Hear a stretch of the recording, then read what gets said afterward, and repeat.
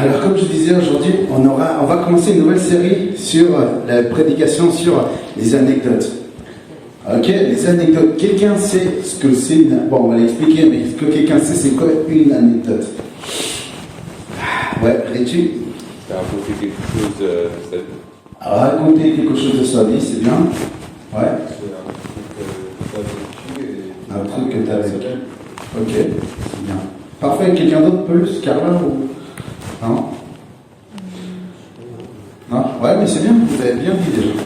Ok, moi je vais vous raconter une anecdote, mais avant tout, voilà, on va faire juste un point, on va pas faire très long ce soir. L'introduction, l'anecdote, le carton rouge, la carton rouge et la conclusion. Donc, comme je vous ai dit, on va commencer une nouvelle série sur les anecdotes. La première prédication va se centrer sur une anecdote sur Alexis Sanchez. Quelqu'un connaît Alexis Sanchez? Ouais, attends. Les filles, vous connaissez? Non, il n'y a qu'une fille. Ouais. Attends. Vous connaissez pas les autres Alexis Sanchez? Vous connaissez pas Alexis Sanchez? Oh là là! Non, je ne connais pas les autres. Voilà. Du coup, on va les séries anecdotes. Alors, si jamais ça va être un titre assez piquant, mais derrière, il y aura un enseignement biblique. D'accord? Il y aura toujours un enseignement biblique. Du coup, une anecdote. Qu'est-ce que c'est une anecdote? Selon le Robert, c'est un récit d'un détail historique d'un petit fait curieux. Voilà ce que c'est une anecdote. Comment? Curieux. Ah oui? Je dis curieux. Ah, pardon, curieux. Hein. Pardon, excusez-moi. Voilà ce que c'est une anecdote. Ok? Alors moi, je vais vous raconter un petit récit de ma vie. En fait, à l'âge de 15 à 17 ans, j'aimais beaucoup le foot. Vous voyez Ronaldinho? Ouais, c'était moi. Et moi, j'aimais trop le foot. J'aimais tellement que tout le monde me disait mais c'est Alexis Sanchez. Tout le monde me disait c'est toi Alexis Sanchez, mais tu lui ressembles beaucoup, tu joues comme lui, tu cours aussi vite. À l'époque, j'étais un petit peu plus maigre, un petit peu comme lui. Je ne portais pas le numéro 9, je portais le 10. Mais, attendez, on va faire la même chose. Attends. Non, le côté. Ah, comment ça? Ah oui, ça va. C'est le pied? T'as ça? Ah ouais, voilà. Il ressemble à ça. Non, mais J'ai cru que j'étais là. je voulais mettre une autre photo de moi quand je faisais du foot, mais je ne les ai pas retrouvées sur Facebook. Malheureusement, voilà. Mais j'ai commencé à 15 ans, j'ai joué dans 3 clubs de foot. Dans toute mon adolescence, j'ai joué à Acacia, j'ai joué à Benfica et j'ai joué à Carouge. Comment? Oui. Quand j'ai joué aux Acacias, il y avait un coach qui m'aimait énormément. Il me disait, mais toi, tu vas devenir un pro, c'est incroyable, je parle, si tu veux, à un club de foot au Portugal, et puis t'inquiète, ta vie elle est tracée. Et il me donnait un repas, tu manges que des pâtes le matin, il me disait, que des pâtes, le yaourt, c'est fini le yaourt, tous les produits laitiers, c'est fini, il me disait comme ça. Alors moi je dis, oh calme, mais attends, mais tu ne vas pas décider ma vie. Mais il était plus convaincu que moi, que moi j'allais devenir un footballeur professionnel. Et tout le monde, quand j'allais m'entraîner aux Acacias, me disait, mais c'est Alexis Sanchez. C'est Alexis Sanchez, mais le Bolivien, non. Le Bolivien, tout le monde disait ça. Alors, à force qu'on te le dit souvent, tu crois quand même. Alors c'est pour ça qu'en fait, le titre d'aujourd'hui, j'ai vraiment cru que j'étais Alexis Sanchez. Parce que j'ai tout suivi d'Alexis Sanchez. Il a joué à Barcelone, vous savez. Il a joué dans un grand club de football. Et quand il jouait dans un grand club de football, je regardais tous ces buts qu'il a fait. Je voulais essayer de faire la même chose. Il faisait un penalty comme ça, je le faisais pareil. J'avais même le même entraînement que lui, j'avais le même deal que lui. Je faisais tout presque comme lui, au point d'être presque comme lui. Bien évidemment, ça c'était mon ancienne vie. C'était la vie dans laquelle tu as envie de ressembler à quelqu'un, la vie dans laquelle tu as envie d'être une autre personne, n'est pas la personne que Dieu veut que tu sois. Et ça, c'était ma vie avant Jésus. Mais j'ai quand même continué cette optique dans le foot. Et c'était sympa pour jouer au foot. On perdait beaucoup de calories. Je me souviens que dans les entraînements, si mon club de football, tous mes potes faisaient 5 tours, moi je faisais 8. Si mon ami il marquait 3 buts, moi je marquais 6. Et si le gars il faisait 5 points, moi j'en faisais 15. Bon, c'est facile de prendre. Mais les footballeurs ne sont pas connus pour faire des pompes, plutôt les abdos, si jamais. Parce qu'un footballeur, en fait, il doit plus muscler ses jambes et ses abdos, pas beaucoup les bras. S'il a beaucoup de bras, bah, quand il va courir, ça fait comme ça. Et puis c'est bizarre de voir un footballeur courir comme ça. Mais voilà. Du coup, voilà l'anecdote de ce soir. J'ai vraiment cru être Alexis Sanchez. Mais bien sûr, c'est pas ça vraiment l'enseignement de la Bible. En fait, il y a un carton rouge dans la Bible. Vous le savez? Bon, c'est écrit en grand. Mais au foot aussi, il y a un carton rouge. Mais avant, il y a quoi? Un carton jaune. Que veut dire le carton jaune? Avertissement. Avertissement pour Le foot. Pour le foot, ouais, bah, le foot, ouais. Non, le foot. Pour une faute, exactement. Bah, Mais en fait, quand l'arbitre il sort le carton jaune, en fait, il avertit déjà. Mais Dieu, vous vous souvenez le récit en Genèse, où il avertit Adam et lui dit attention, il y a deux arbres. Il y a l'arbre de la connaissance du bien et du mal, et puis il y a l'arbre de vie, il lui dit. Tu vois l'arbre de vie? Mange tout ce que tu veux. Mais tu vois l'arbre de la connaissance du bien et du mal? Ça, tu ne manges pas. Et voilà ce que Dieu avait dit, en fait, comme avertissement à Monsieur Adam. Et bien sûr, on ne va pas oublier l'humanisme que protège tous les humains, et que même un des plus grands présidents des États-Unis qui prend la 35e place aux États-Unis, vous le connaissez, c'est Kennedy. Qui connaît Kennedy? C'est vrai? Vous lui direz bonjour après? Tu veux dire bonjour après? Ok. Non, c'était une blague, Ok. Et j'aime beaucoup ce qu'un théologien érudit, Paul Walsh, il dit sur l'humanisme, comment il a défini. Il dit: l'humanisme moderne est une expression de la théorie de l'évolution. L'homme peut toujours s'améliorer, progresser. Et cette idée est la racine, du bien d'attitude contemporaine, et l'éducation peut améliorer la société et les comportements. La prison peut être éducative pour les malfaiteurs. La délinquance est imputable aux structures de la société. En gros, ce que en fait l'humanisme sait, c'est que l'homme, il croit qu'il est meilleur que Dieu. L'homme, il croit qu'il peut faire mieux que n'importe qui au monde. En gros, ce que Kennedy va dire, ça va résumer l'humanisme. L'homme est à l'origine de ces problèmes, de ces maux, et peut trouver des solutions pour y mettre une fin. Est-ce qu'on s'est tous dit, est-ce que vous avez déjà brûlé une crêpe? Qui a déjà brûlé une crêpe? Tout le monde, je pense, non? Tout le monde? Tout le monde est là, muchacho? Non. Qu'est-ce qu'il y a quemado una crêpe? Si? On a tous brûlé une crêpe, n'est-ce pas? Toi aussi? Toi, t'en fais pas. T'es petit, en fait. Mais moi, à ton âge, je faisais... Non, je faisais pas encore. En fait, quand on fait une erreur, on essaie toujours de la cacher, n'est-ce pas? On le cache, parce qu'on ne veut pas être vu. On a fait quelque chose, on se cache, et puis on veut que personne ne voie. Et bien, l'humain, il est comme ça. Il dit, ok, j'ai fait une faute, moi, je vais le régler. Moi, je vais le faire. Est-ce que vous savez un peu les nouvelles qui sont en train d'apparaître sur Elon Musk? Oui. Non? Oui? Les téléphones. Et Apple, Samsung, c'est fini, les gars. Ouais. Bah ouais. Les téléphones Tesla, tu auras Internet gratuit, tu auras du réseau partout. Ça, c'est vraiment...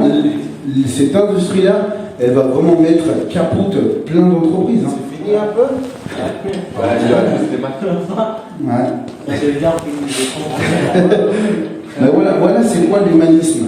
L'homme est perfectible. L'homme pense qu'il est parfait. L'homme, il pense qu'il peut vraiment être mieux que Dieu. Et c'est totalement impossible cela. Donc, on va mettre la faute sur Adam, t'es d'accord? C'est toujours la faute à l'autre, n'est-ce pas, Yann? Et même si t'es merdé, c'est la faute à ton père et à ta mère, t'es d'accord, hein? Et bah ouais.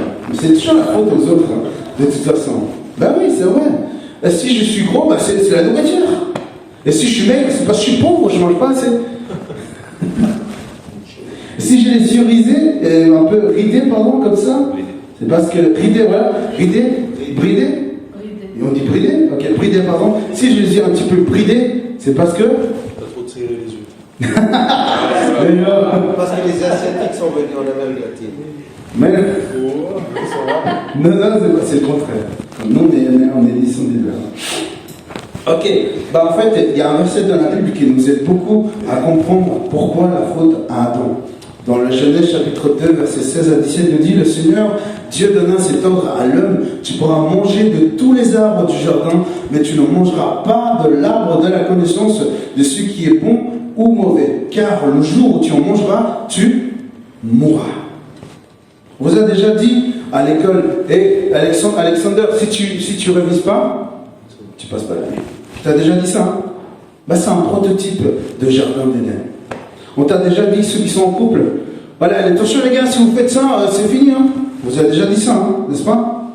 Voilà. Et c'est la même chose avec n'importe quoi, même avec l'école, avec les amis, etc. Il y a des choses qu'on peut faire et qu'on ne peut pas faire. On appelle comment ça? Des commandements. Mais on n'aime pas les commandements. On aime tous rentrer chez quelqu'un avec les chaussures toutes sales, n'est-ce pas? Avec nos codasses tellement de terre, quand on y va, on s'en fiche. Mais quand il y a la maman de l'autre qui vient, tu dégages ton pote. Et toi, quand tu es chez toi, tu dis non, il dégage, il s'enlève les chaussures, etc. Chacun de culture, ok? En fait, Dieu, il avait fait ce qu'on appelle une alliance. Vous savez, c'est quoi une alliance? Et j'aimerais, s'il vous plaît, vraiment mettre en ordre ce que c'est réellement une alliance. Est-ce que quelqu'un a une bague aujourd'hui ici? Qui a une bague? Toi? Ok. Ça c'est une bague. C'est une alliance? Non. Non, c'est pas une alliance. Une bague, c'est une bague. D'accord? Ça, c'est une bague d'alliance. C'est pas la même chose. Attention, c'est une bague. Ok? Ça, c'est quoi? C'est une chaise. Mais c'est une chaise en bois. Ok? Il y a des chaises aussi en métal. Ok? Voilà. Du coup, en fait, une alliance, c'est écrit, c'est un accord entre deux personnes, deux individus, ou entre deux peuples ou deux groupes qui se disent: ok, d'accord, est-ce que tu veux faire une alliance? Oui, on va le faire. Voilà. Ok? Et puis pour qu'il y ait en fait un accord entre une personne, il faut trois choses. Et c'est écrit, il faut déjà quoi? Des partenaires. D'accord? Il faut des conditions et des promesses. C'est la même chose pour le mariage. Bon, Joseph, il n'est pas là. Et voilà. Ok, je peux donner l'exemple du mariage, n'est-ce pas?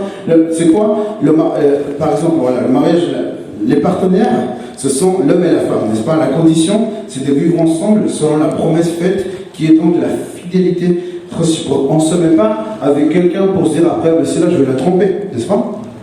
Ou vous faites ça quand vous mettez en couple. Richard, tu fais pas, s'il te plaît. S'il te plaît, Richard. Kylian, toi aussi. Ouais, non, encore ça.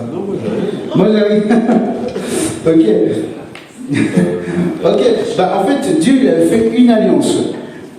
Et voici ce que c'est cette alliance, une alliance d'œuvre. Et cette alliance d'œuvre, elle constitue à obéir Dieu. Donc, regardez, les partenaires de cette alliance, c'est donc Dieu et l'homme, n'est-ce pas? Le créateur et la créature. La condition pour l'homme est donc quoi? D'obéir Dieu, n'est-ce pas? Donc de ne pas manger le fruit interdit. C'était l'alliance de l'œuvre. Et il y a encore la promesse qui est la vie temporaire ou la vie éternelle. Donc la promesse de tu ne mourras pas. Si bien sûr tu ne manges pas le fruit interdit. Est-ce que Adam a-t-il vraiment obéi à ce commandement, à cette alliance? Non. Comment tu sais? Il a dit, tu manges, tu meurs. Il a dit non, je mange. Ah, mais voilà, c'est vrai. Mais voilà, il est mort d'une certaine façon. D'ailleurs, il est mort et puis, non, il n'a pas obéi. Est-ce que tu l'as lu ou tu le savais? Ah, ok, c'est bien. Voilà, il a totalement désobéi Dieu. Et une petite définition, mini définition du péché, c'est tout ce qui est contre la nature sainte de Dieu est péché. Tout ce qui est contre la sainteté de Dieu est péché. Tu regardes mal un garçon ou une fille comme ça, ça c'est un péché. Tu penses dans ta tête déjà des trucs forts avec quelqu'un, ça c'est péché. Ça c'est péché déjà. Aïe. Voilà. Ok. Vous savez, c'est quoi un mécanisme? Un mécanisme. Quelqu'un sait qu'est-ce que c'est un mécanisme? C'est quelque chose qui actionne autre chose. Un diffuseur et puis ça marche. Ok. Je sais pas, tu fais du vélo et... Tu fais du vélo, puis voilà, c'est le mécanisme. Ok. En fait, le mécanisme, comment est-ce que le péché marche, c'est comme ça, regardez, vous allez comprendre. Si on prend Ésaïe chapitre 30, verset 1, c'est écrit « Quel malheur pour les fils rebelles, déclaration du Seigneur, ils s'engagent dans ces projets qui ne viennent pas de moi, et ils concluent des traités que je n'ai pas inspirés pour accumuler péché sur péché. » Donc, qu'est-ce que c'est? Comment marche le mécanisme du péché? Faut pas, ça marche comme ça. Donc aujourd'hui, je vais à la COP, à la micro, je vole, demain, je prends une chicha, demain, je suis dans une boîte, demain, je me drogue, et demain, je couche à gauche et à droite avec hommes et femmes. Voilà. Le péché, il marche comme ça. Mais je vais faire peut-être quelque chose qui vous parle le plus. À vous les mecs, surtout, on n'est pas... Bah, il n'y a qu'une femme, en fait. Vous allez... Un jour, vous allez avoir une femme, les gars. Je ne sais pas quand, peut-être demain. Non, enfin, c'est trop tôt, mais peut-être dans quelques années, peut-être dans quelques mois, ou dans les vacances, exactement. Après. Ouais, pourquoi après? Ok, c'est vrai. Après les vacances. Après les vacances, peut-être. Et puis, l'homme, il se dit, elle est belle. Ok, je vais lui toucher le corps. Il va lui toucher les hanches. La prochaine fois, il va aller toucher les fesses. La prochaine fois, il va aller toucher les seins. Et ensuite, il va la ramener au lit. Ça marche comme ça, le péché. Parce que le péché, il s'associe avec des autres péchés pour devenir encore plus grand. Et c'est comme ça, le péché. C'est pas juste... En fait, le péché, il ne faut pas se dire, non, il est tout petit, il va rien faire. Non. Quand tu vois un incendie, un petit truc qui brûle chez toi, tu fais quoi? Tu te dis, ah, c'est bon, tu l'éteins. Non, t'es fou. Tu prends de l'eau, enfin pas de l'eau forcément, mais tu prends, comment on appelle? Non, non, on n'a pas tout ça chez nous. Un chiffon, voilà. Et tu viens et tu frappes comme ça, et tu l'éteins. Moi j'ai fait ça. Bah ouais, quand la crêpe elle brûlait, quand j'ai fait une crêpe elle brûlait, bah, j'ai pris le chiffon, bah, j'ai fait comme ça. Et ça s'est éteint. Ben oui. Ok. Et en fait, on sait tous que Adam a mangé le fruit interdit, n'est-ce pas? On sait tout ce qu'il a fait. Et on ne va pas lire le verset en Genèse 9 à 13, mais on va lire un verset dans la Bible. Quelqu'un a une Bible? Personne n'a une Bible, les gars? En français? En français? Et Esteban? Ouais, Esteban, il est là. Je vais écouter ce qu'il dit tonton. Jacques, chapitre 1, versets 14 à 15.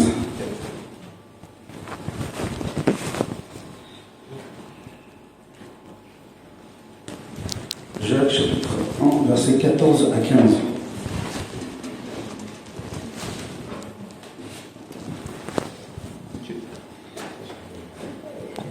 Oui.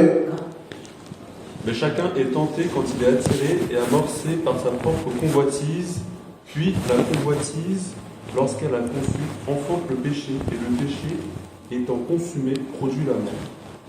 Merci. Donc, on voit qu'il y a une attraction, n'est-ce pas?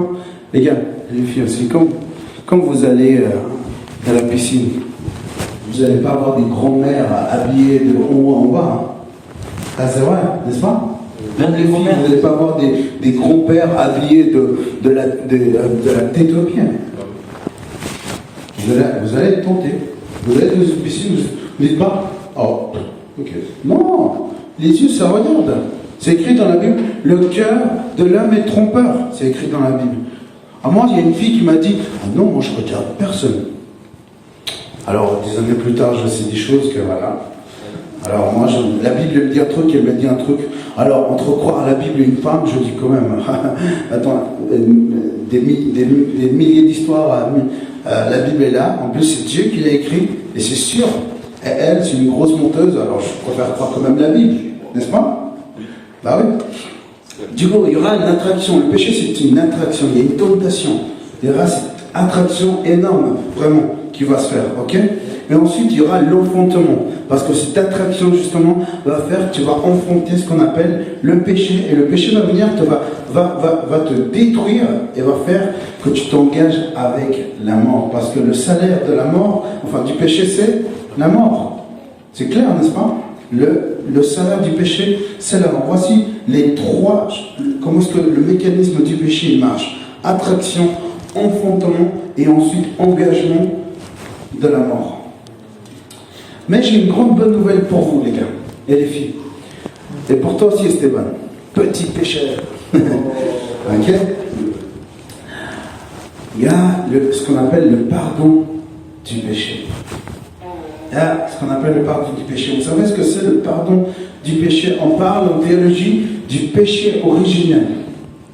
On parle du péché originel, du premier péché qui a été fait dans ce monde. Qui l'a fait? Adam. Mais il y a aussi ce qu'on appelle le pardon originel. Ou on peut l'appeler le pardon inconditionnel. Bien sûr que Jérémie est clair. D'ailleurs, on est en train de lire Jérémie avec les jeunes tous les jours à 21h. Et puis en fait, j'ai beaucoup aimé un des chapitres et un des versets de Jérémie chapitre 13, verset 23, qui nous dit, et quand c'est écrit Cushite, ça veut dire une Éthiopienne, si jamais. Ok? On va dire un Cushite peut-il changer de peau? Est-ce qu'Alexander peut devenir blanc? Oui.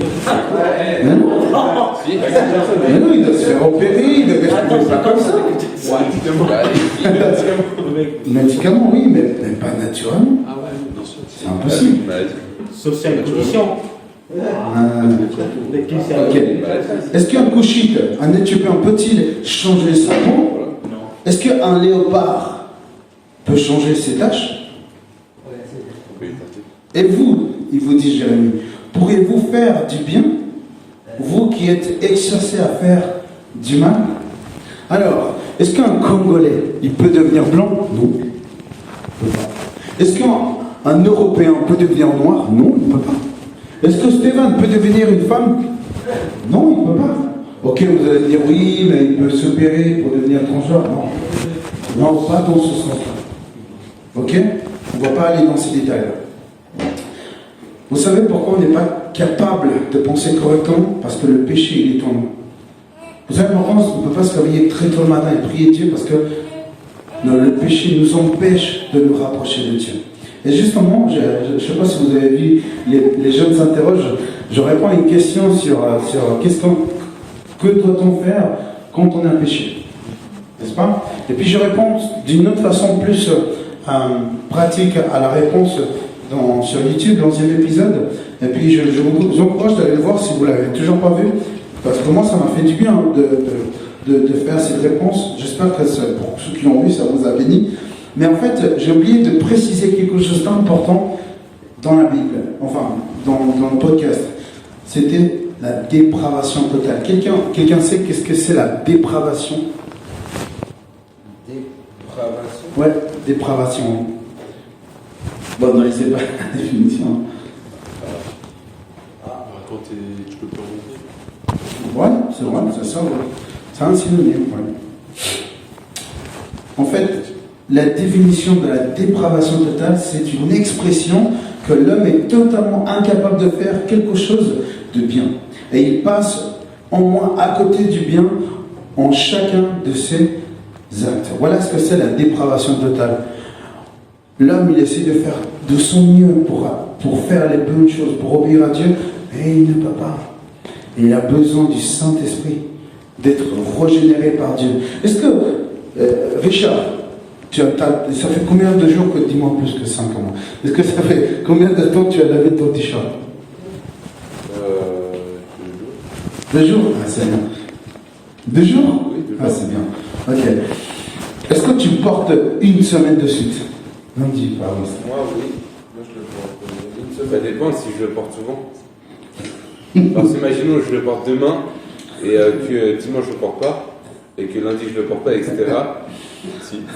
Ah ouais, je sais pas si Je ne vais pas poser la question à la bonne personne. ça dépend. Non, mais on sait tous qu'on doit On doit laver, n'est-ce pas? Oui. On doit laver. Et c'est ce que c'est réellement la régénération du Saint-Esprit. La régénération du Saint-Esprit, en fait, elle va te laver à l'intérieur. Il y a la régénération à l'extérieur, que quand moi, ce que je suis en train de faire aujourd'hui, c'est ce qu'on appelle un appel à la repentance aujourd'hui. Et je vais le faire, d'accord? Mais la dépravation totale, c'est que tu es incapable de faire le bien, même si tu le veux, de tout ton possible. Tu dois revenir à Dieu, d'accord? Quand je parle de la dépravation totale, je ne parle pas, je suis en train de parler d'une personne qui est incapable de bien parler, une personne qui est incapable de faire le bien. Je ne parle pas des chrétiens qui sont en train de batailler avec un péché ou deux ou trois. Je ne parle pas de cela. J'aimerais qu'on soit clair, parce qu'ici, personne ne peut dire qu'il n'a pas de péché. Et s'il y a quelqu'un qui jette la première pierre, s'il vous plaît. Ah, il n'y a personne. Stéphane, toi, tu as péché déjà. Bah si. Non. Si. Non, en fait. Il y a pas de pierre. Voilà, la dépravation totale, c'est qu'on est totalement incapable, vraiment de faire le bien. D'accord, accompagne. Et puis, moi, j'aimerais juste finir avec cette conclusion-là, d'accord? C'est que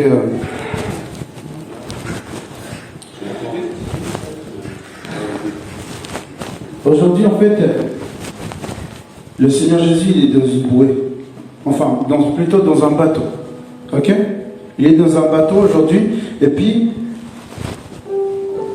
toi, tu es dans des eaux noires, d'accord? Dans des eaux totalement noires. Et tu es en train de te noyer. Tu ne sais pas nager parce que personne ne t'a enseigné à nager. Parce que tu es tout seul dans la mer noire, dans plein de péchés de ténèbres. D'accord?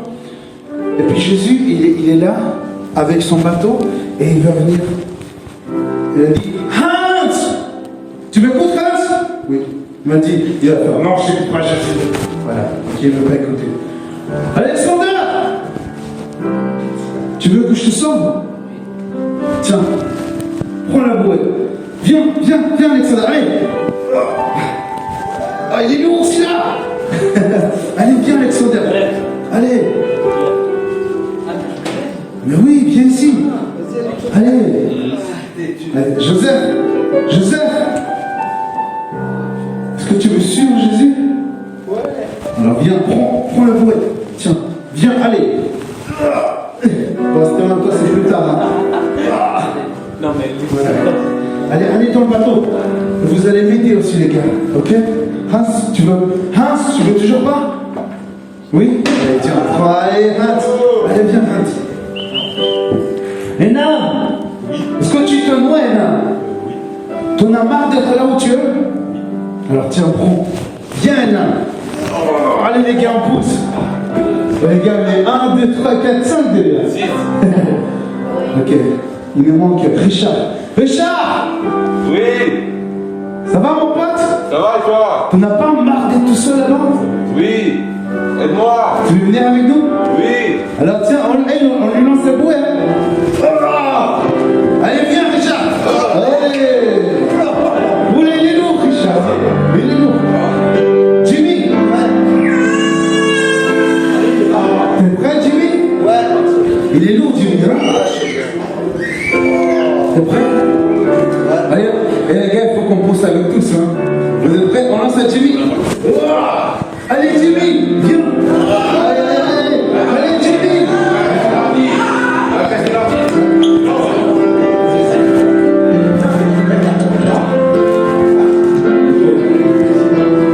Vous êtes prêts encore? Ok, Alexander qui? Alexander? Alexander! Tu veux être sauvé, Alexander? Allez, prends, viens! Allez, viens avec nous! Allez, on prend qui encore? Le jeune marin là-bas. Kylian? Allez, Kylian! Tu veux venir? Est-ce que tu veux être sauvé? Allez, on lance les bouées! Allez, viens! Oh, il est lourd comme ça, hein? Il est lourd! Ok. Bon, les gars, c'est la seule fille. Faut pas lui faire du mal. Attendez, les gars. S'il vous plaît, les gars, c'est une fille. Jésus, quand il s'approchait d'une femme, il était différent. Quand il s'adressait vers un homme, il était totalement différent. Les femmes, vous savez où est-ce que Dieu, comment est-ce que Dieu a créé une femme? La côte. La côte, c'est dur. Mais la terre, c'est mou. La terre, c'est mou. Et la femme, elle est dure. Cabezona. Ah oui. D'accord? Mais Jésus sait comment parler aux femmes. Il sait totalement. Et Jésus aujourd'hui t'appelle, Carla. Jésus, il veut changer ta vie de comme auparavant. Il veut plus que tu vives là où tu es. Et il veut faire tout son possible pour t'aimer, toi, ta famille, ton père, ta mère, Jimmy, et tout ce que toi tu aimes. Lui, il peut le sauver. Mais seulement si toi aussi tu viens avec nous. Alors, Carla, t'es prêt? Les gars, vous êtes prêts? Ouais. Allez, on jette le bouet. Allez, bienvenue, Carla. Juan Carlos, et celui-là, bon sang. Jésus, il dit, tous les jours je passe, il ne veut jamais te sauver. Hein. Bon, à force, il a pris un léger. Il a pris un léger. Juan Carlos. Juan Carlos. Le Seigneur, il t'aime, Juan Carlos. Le Seigneur, il t'aime, Juan Carlos. Tu vas voir que Juan Carlos, le Seigneur, il veut te laisser choisir à toi. D'accord? Il n'oblige personne, le Seigneur. D'accord? C'est à toi de décider. D'accord? Mais on ne va pas te forcer. D'accord? Tu veux rester là? Je vais rester des vaches. Tu veux venir avec nous? Viens avec nous! Allez, on lance la couette! Allez! Allez, bienvenue!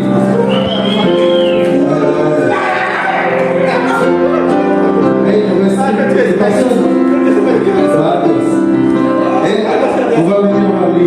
Allez. C'est comme le Titanic.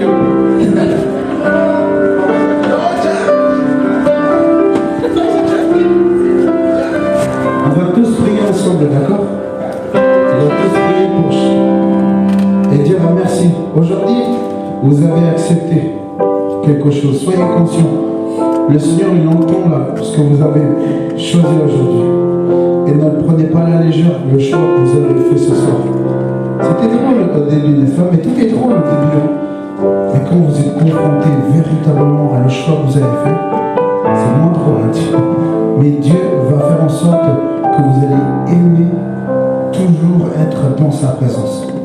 Ok? Si vous le sentez, priez. Si vous ne le sentez pas, laissez, d'accord?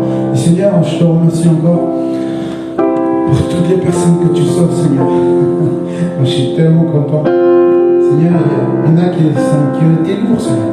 Il y en a qui, Seigneur, que c'était difficile à convaincre. Mais Seigneur, encore merci. Parce que nous étions tous perdus dans les ténèbres.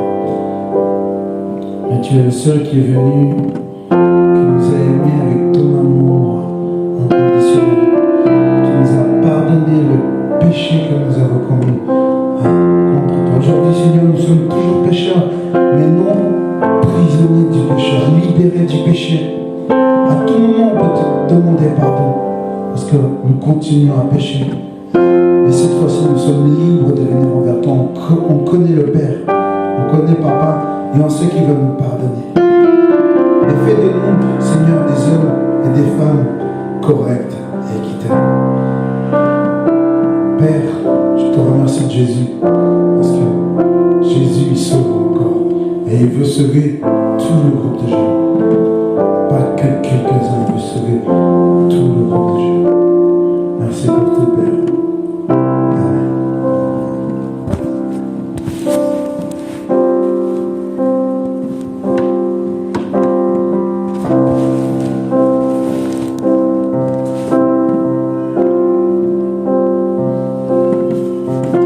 Seigneur, je te remercie pour ce groupe de jeunes. Je te remercie aussi pour le leader, Seigneur, qui est en train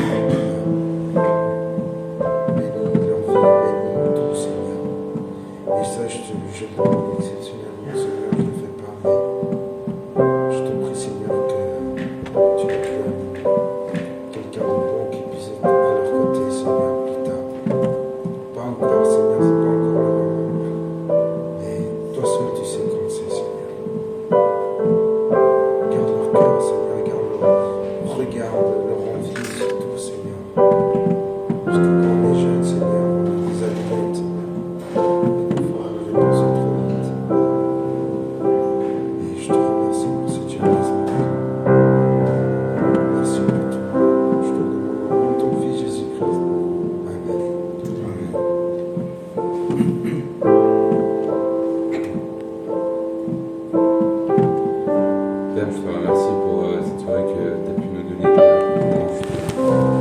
Je te remercie tellement et pas assez pour ce que tu as pu faire pour ce jeune, pour toutes les personnes qui sont là entre ton Père.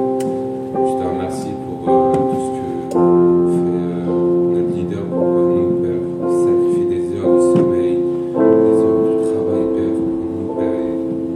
Et c'est incroyable. Vraiment, je te remercie pour la valeur qu'il nous donne chaque samedi, Père, et même pour les autres jours, pour le camp, Père. Je te remercie car il donne son temps pour les jeunes et c'est incroyable ce qu'il fait pour nous. Je te remercie pour les personnes qui commencent à prendre la relève, ce qu'ils commencent à faire comme projet dans le groupe de jeunes, qui commencent à parler à tout le monde. Et je te remercie tellement car ça peut rapprocher la plupart. Et vraiment, je te remercie pour toutes les rencontres qu'on a pu faire durant cette nouvelle année, l'année dernière. Vraiment, ça a pu aider la plupart d'entre nous. Je te remercie pour le camp qu'on a pu passer tous ensemble, Père, car ça nous a rapprochés, ça nous a fait connaître des faces qu'on n'avait jamais vues de certains. Je te remercie car la plupart des jeunes ici, ils préfèrent être entre frères, Seigneur, que être dehors à être dans une soirée ou autre. Je te remercie tellement. Et je te remercie aussi pour les talents de chacun d'entre nous que tu exerces dans le groupe de jeunes. Je te remercie tellement et pas assez. Merci. Amen.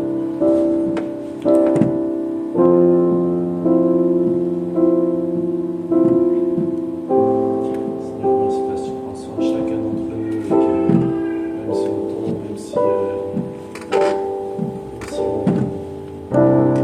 toujours revenir avec toi et avoir l'opportunité de te demander pardon et de continuer avec toi parce que tu es un Père qui nous aime, un Père qui a donné sa vie pour nous, Seigneur, pour qu'on puisse venir à toi et être sauvé de ce péché qui est là et qui veut toujours nous faire tomber. Mais avec toi, Seigneur, tu nous as donné cette opportunité, cette grâce de pouvoir venir à toi et construire notre vie sur toi en s'appuyant sur ta parole et sur ce que toi tu dis, Seigneur. Je prie pour que chaque des jeunes ici puisse trouver un amour encore plus grand pour ta parole et pour toi, Seigneur, pour grandir avec toi et voir toutes les choses et les cadeaux et les bénédictions que tu nous réserves, Seigneur. Amen. Amen.